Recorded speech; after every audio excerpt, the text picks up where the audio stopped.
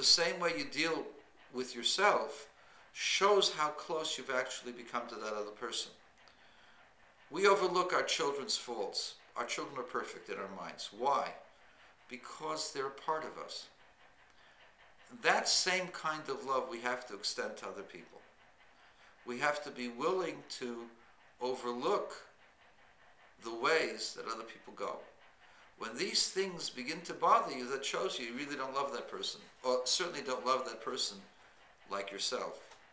How can you like that person like yourself? You see obvious problems. No. The answer is, if you truly believe that you and that person were really one soul, then you would extend to that person the same kind of love that you have for yourself, which is not that you don't know the problems, and you'll deal with the problems, and you'll articulate the problems, but it won't affect you, won't affect your feelings toward that person. It won't make you angry or upset. Because the same way you don't get angry or upset at yourself, you won't get angry or upset with others. And that truly is the definition or the status of the love that you have for yourself. You don't hug yourself. You don't pine for yourself. You're not madly in love with yourself. But there is a true, genuine love to yourself, which you don't feel because it's there constantly, because that's you. And that same love of yourself, you don't lust for your toes. You don't lust for the hairs on your mustache, but you love yourself. It's all part of you. You don't want any part of you taken off. The same way you love another Jewish person because that person is part of you. You don't have to long and lust for that person. You love that person like yourself because that person is yourself, and you treat him just like you would treat yourself. That's why Hillel said that in that expression way. The next part of Hillel's statement, that is the foundation of the Torah, has to also be examined. How does this become the foundation of the Torah? And the answer is that the Torah is supposed to be the vehicle to get us to Olam Haba. Very well known, the doctrine of the Mesilas Yesharim, and before him the Sefer HaChinuch and other Rishonim. The Yesharim, of course, was a latter-day commentary, but the Rishonim, the people who lived in the Middle Ages, starting from the 11th to the 14th century, they were called the Rishonim. So those rabbis primarily believed that the purpose of existence, the purpose for which God created the world, was because God wanted to give us the world to come, the Olam Haba. But Olam Haba is not something that a person gets automatically. The person has to deserve getting Olam Haba. In order to deserve getting Olam Haba, you have to follow a set of rules that this should be earned rewards, not just received rewards. It's better to earn your keep than to receive your keep. Better work for yourself than receive a welfare check from the government. And so, God created the world with right and wrong for us to receive this reward. That's one opinion.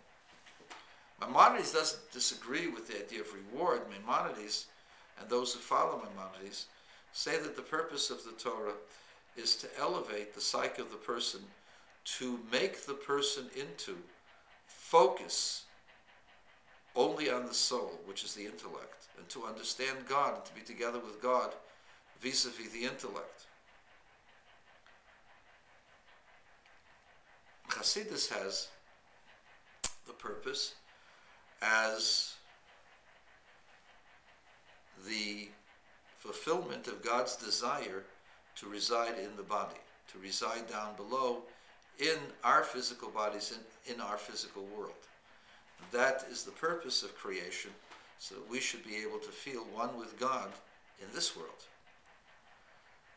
To all three levels the Rebbe addresses. Level number one, the idea of Olam Haba. Olam Haba is the knowledge of the Creator. And the knowledge of the Creator cannot be as long as we are tied to our bodies. Only when we lift our ourselves to a higher plane and a higher level, that we consider the soul the most important things and we follow the needs of the soul. So the first thing is, the purpose of creation is to lift the soul up higher than the body so that the soul can receive its rewards. But that's not good enough. According to Maimonides, the soul has to be connected with God vis-a-vis the intellect. Development of the higher levels and the higher faculties of the person so that the person can understand and be aware of God. And this awareness is in itself the world to come. And this too is part of that process of elevating the soul, that the soul should be able to understand God. As long as the soul is tied to the body, Maimonides says the soul cannot understand the unity of God. Only when the body is insignificant, the body pales in significance, can the person begin to understand those concepts that make God unique, the idea of the unity of God, that God is singular, one thing, which is unified with every other thing. Those concepts can only be understood when the body is no longer in the way. So the first thing is to elevate the soul and the body. And also, when the soul is elevated in the body and the person reaches the highest level of intellect, that is the goal of the soul. But then there's a third aspect. Third aspect is to bring God into the physical world. It's not enough just to understand God, to cling to God with your mind and apprehend the greatness of God and receive divine insight and revelations in the Garden of Eden. The purpose is to bring all of that into the physical body.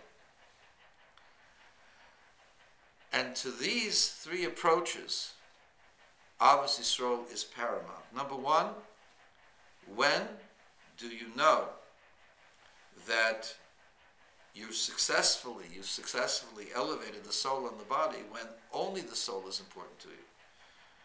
As long as the body is important to you, then you cannot really love the other fellow like yourself. And so, a test as to whether or not you've elevated your soul above the body is whether you can really like the other person like yourself. If you don't like the person like yourself, then the reason is because you're still really stuck with your body. What does that mean? How is it possible? The person is fasting, the person's studying Torah day and night, the person's doing mitzvahs, behita, doesn't eat a bug, doesn't have... Why is that person not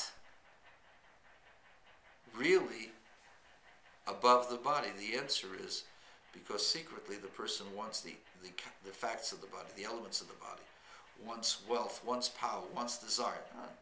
Subconscious. But that's what the person really is all about. And so, you can do many things, but you can't change your nature. And the more you try to run away from certain things, the more secretly you may crave them. And the only way to reach that level, truly level of elevating the soul and the body, is by humiliating, by demeaning those things that the body desires. Not that they're not important, but to make them insignificant, and that the only thing that's important is the soul. And that's the process through which you can then learn to have Ahavas Yisrael, because if the soul truly is important, if that's what's important to you, we don't know who has a greater soul. That's step number one. Step number two is that the person has to reach the highest level of understanding in godliness.